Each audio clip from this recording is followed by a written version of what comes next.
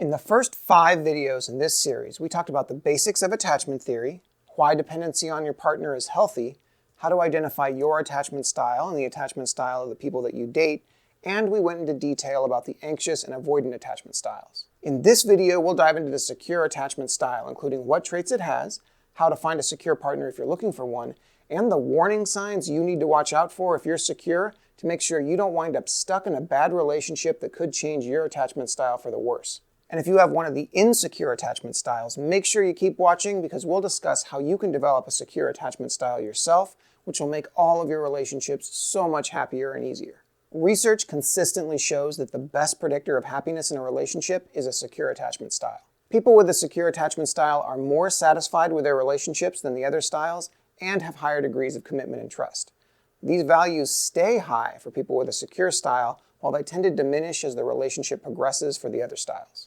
Studies show that while relationships between 2 secure partners are obviously better than relationships between 2 insecure partners, there's actually no difference between a relationship with 2 secure partners and a relationship that has 1 secure and 1 insecure.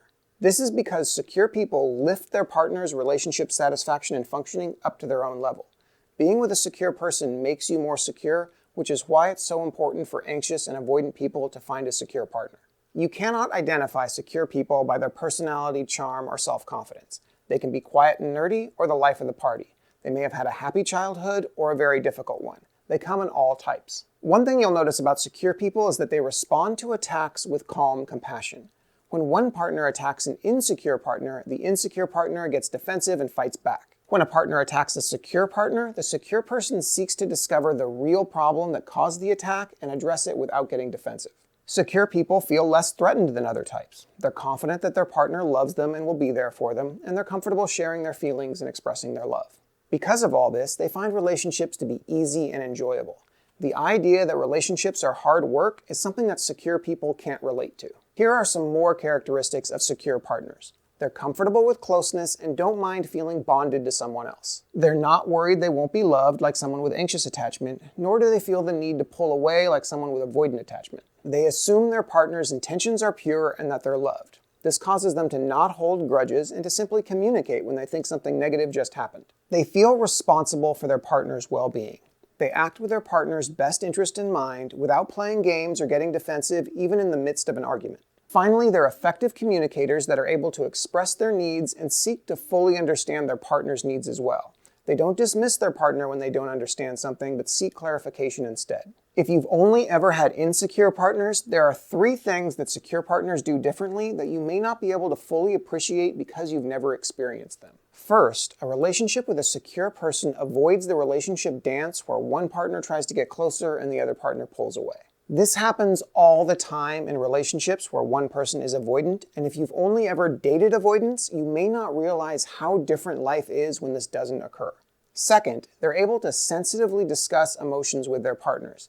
They make it easy and comfortable for you to open up to. Third, they make it easier for their partner to face outside problems by providing an emotionally secure and protective base. When you know someone has your back and will be there for you through thick and thin, life just seems less daunting. It can be hard to appreciate these 3 things until they're missing. Many people find it easiest to appreciate a secure partner only after they've had an insecure one, because then they stop taking these 3 things for granted. The good news is that your attachment style can change over the course of your life. About 25 to 30% of the population change their attachment style at some point in their life, so you can become more secure if you make that a goal. You're not permanently stuck in your current attachment style.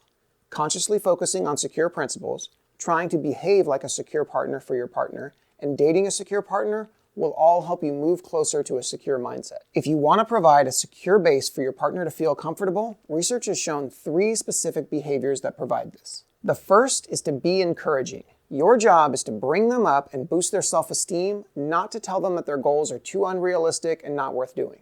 The second is to be available for them when they need you. We all have bad days where we need support, and a secure partner is always there for us when this happens. Comfort them during this time and be sensitive to their needs. Finally, don't interfere in their life. You want to be supportive without taking over and doing everything for them. You want them to feel like they're in control of their own life and success rather than purely in your shadow. If you're finding these tips helpful, give the video a like and subscribe to the channel.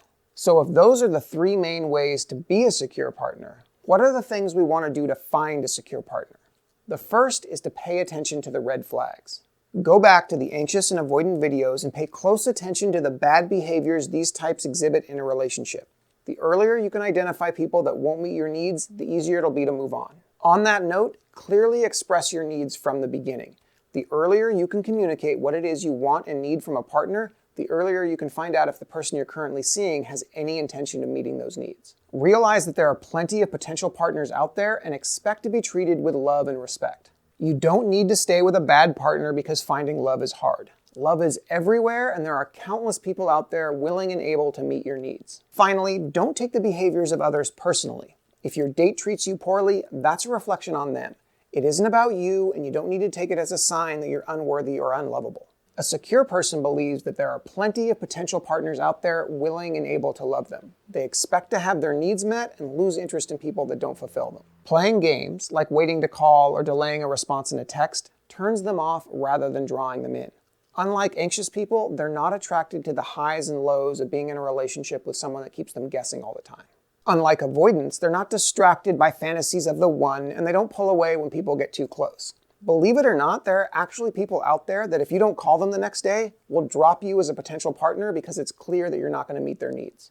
There's this rumor that waiting to call creates suspense and shows that you're not needy. But that advice was designed to lure in anxious types and keep avoidant types from feeling uncomfortable. Secure people have no interest in these games, so if you want a secure partner, you're better off not playing them. If someone's not responsive enough to your needs, quickly move on. Secure partners make their insecure partners feel more secure.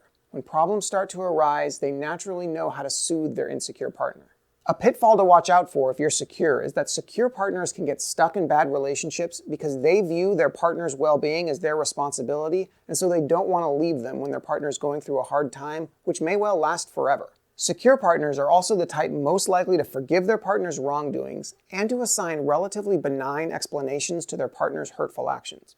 Because they don't take things personally, they're often willing to take far more abuse than they probably should. They also tend to dwell less on the negative and are able to turn off negative emotions without feeling the need to become distant. This enables them to tolerate bad relationships more easily than other types. But just because you can make a bad relationship work doesn't mean you should. If you're secure and you notice yourself becoming less trusting of your partner or starting to hold back on expressing your feelings, that means your partner is pushing you towards avoidance. If you start feeling jealousy or worrying about the relationship, your partner is pushing you into the realm of the anxious. These are massive warning signs that you're in a bad relationship, and if you don't get out, it could change your secure attachment style to one of the other two.